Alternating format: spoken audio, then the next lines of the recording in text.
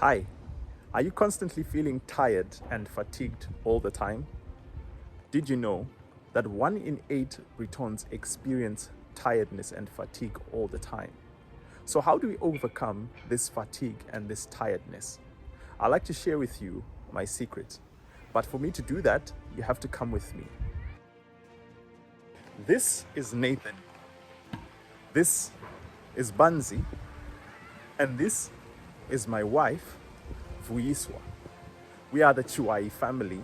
We live in the beautiful Cardiff. To be honest, one of the greatest challenges that I've had to go through in 2024 is having a newborn baby. Let me give you a bit of context. Nathan is 3 months old and Banzi is 10. So that's like a 10-year gap. Essentially, it's like we're starting over again.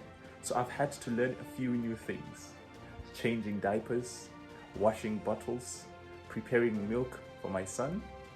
And I gotta say, it's been a blessing, but it hasn't been. If my only responsibility was taking care of the baby and my oldest son, then I probably would be fine. But I'm prayer ministries leader, and now and again I have to organize Wednesday meetings and Friday meetings.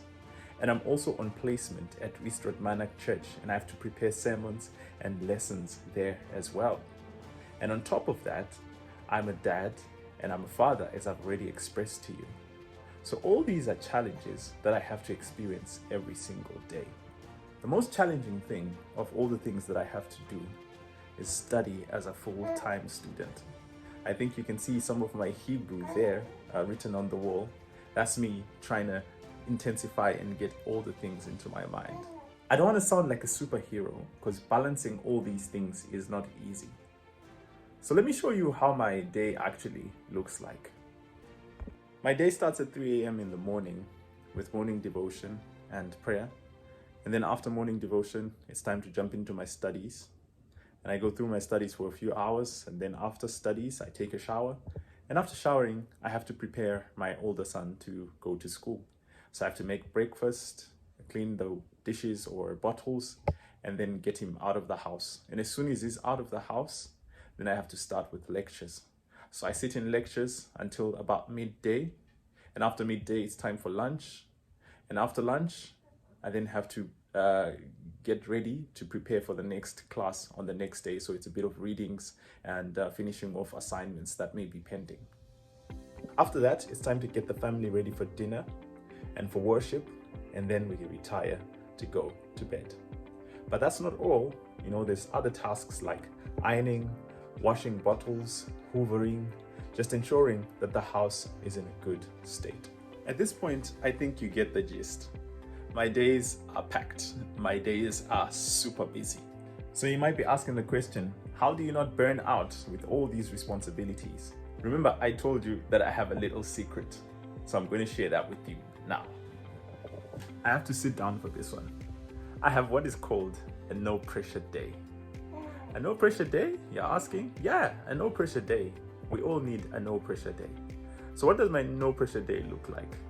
There's no books, no cooking, no dishes, no ironing, no hoovering, none of these daunting tasks. It's just time for me, my family, my church family, and God. The good thing is that this day is not my invention. It's a day that was introduced right at the very beginning. You probably hear my son there. He's also complimenting and commenting. The day was not invented by me. It's a day that God started at the beginning, right at the beginning. God created the earth in 6 days, and on the 7th day, he rested. He didn't rest because he was tired, but I believe that he rested to set an example for us. God blessed the day and God set it apart. I believe that God knew that I would need such a day to keep me spiritually healthy, mentally healthy, and socially healthy. To be honest, there are many benefits in keeping the Sabbath. One of the biggest ones is that I get to spend time with my Creator. And I get to be reminded of the fact that God loves me and that he sent his son to die for me on the cross. And most of all, I get to relax and to chill with my family. So in essence, the Sabbath is about relationships and maintaining relationships. So the reason why the Sabbath matters to me when it comes to fatigue is that on the Sabbath day, I get to recharge. So it doesn't matter what kind of a cycle I get into from Sunday to Friday, but as long as I know that the Sabbath is coming, then I know it shall be well. Now that you know my superpower, I want you to know that it's not exclusive to me. Neither is it exclusive only to the Jews, but it's for all of us to benefit from. Because in this world and in this life that we're living in, that is so hectic and so busy, we all need a day of rest. We all need a no pressure day. So I implore you today to join me as we go through the no pressure day. It might actually help you to relieve yourself of fatigue and tiredness.